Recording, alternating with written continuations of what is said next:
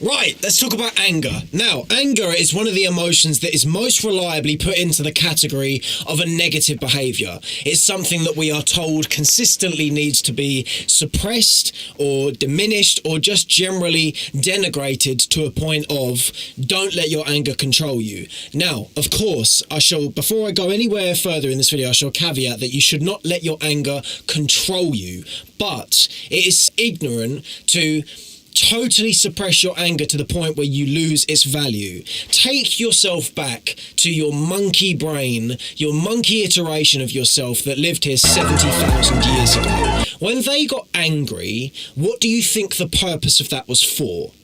It was for defense. It was for using this heightened sense of emotion, this heightened sense of energy to attack, to do something. Now, why, if that's the case, are we not taking our inherent increase in energy and using that as something that we can put into positive behaviour?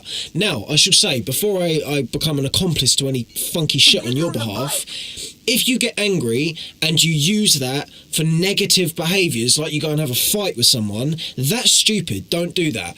But if you're getting irritated with someone or irritated with the way things are going, or you're self-loathing or any sense of negativity that is brewing towards a point of anger, if that comes up, fucking use it. Use it for the good that is in there. I have noticed in myself that more than anything, some of my best behaviours, my best breakthrough moments have come on the other side of really making a point to myself as a result of being very irritated. Irritation has a tremendous amount of fuel to it so long as you use it in that manner.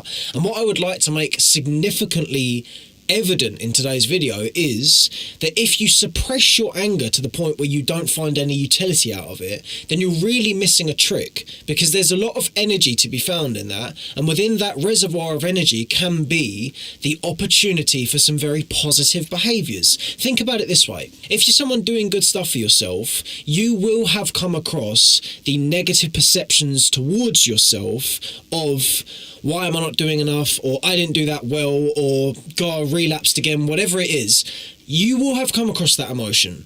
Your sense of disappointment and negativity in general is often embedded in a sense of anger. If you channel that anger, you can immediately put some of your wrongs right in this instance. But in general, if you're angry, you can do something good for yourself when you clearly need to do something good for yourself. It's why one of the most useful behaviours that you can employ into your routines is exercise. And I'm going to say, as someone who is a reformed fucking lazy bastard twice over, maybe even 3 times over, I have only just come to the point of realising how useful exercise is for proving a point to yourself of, I'm someone of ability and prestige who can do good things for themselves, and give yourself some hard evidence on that point.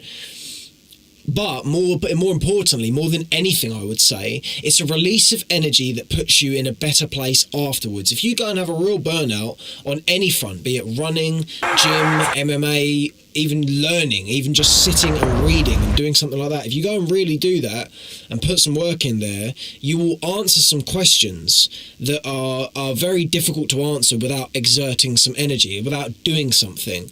And back to the essence of today's video, anger and all that comes with being angry provides you with a real one-up here. It provides you with an opportunity to use some inherent resources for good. So, what I'm going to say here, what I should really underline today's point with, is if you're angry, you don't need to get rid of that. You need to learn how to channel it in the best possible way. And to be quite frank, that doesn't mean being this stoic warrior who sits and meditates for 2 hours. I actually sort of fall against that, because I think that is an act of suppressing. I think that absolutely has its place for understanding the anger, but that must be, in my opinion, used alongside some real exerting behaviour.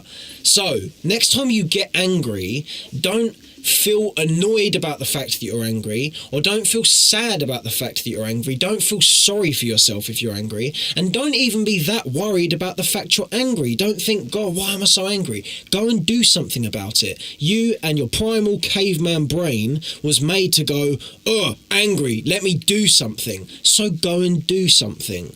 We need to get out of this idea of these certain emotions being negative and certain emotions being positive. Besides, I would say probably jealousy, and even then you could probably spin that in if you were being particularly polemic. Emotions serve their purpose. They are here for a reason, and as a result of that, you need to integrate them, not suppress them. See you in a bit.